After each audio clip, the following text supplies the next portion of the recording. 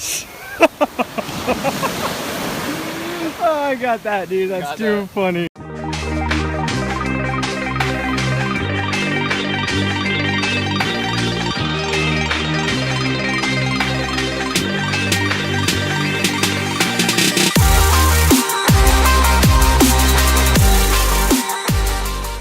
Welcome back.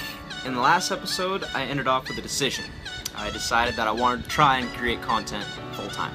Now, keep in mind that I made the decision 6 months ago, and I'm still in the process of figuring it out. I'm a lot closer now than I was 6 months ago, but there's still a lot to be done. The main purpose of this vlog isn't watch what I did, it's more watch how I'm trying to do this. Plus, if it works the way that I envision it, it'd be pretty cool to watch the entire documented process of how it happened, right? Well, I think so. So, November 2016, quit my job, bought a drone.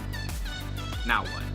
The drone was on back order for about 6 weeks, so I had a lot of groundwork to do before I could even start creating video content. My GoPro had unfortunately fallen into a Class 5 river rapid, and my iPhone was the only thing I actually had at the time. The job I had at that time was also providing my housing, so my main two problems I had to solve were where am I going to live and how am I going to make money? Small issues, right? The one thing I did have going for me is I had been living in this town for over a year and I had built up a strong knowledge of social media and improving online presences. When word got out that I was leaving my job, there was a tour agency that contacted me asking me if I needed a new job. I declined, saying thank you, that I didn't want a job, and explained what I was trying to do. They replied saying they'd still be interested in having a conversation. When I met with them, I had a detailed written proposal.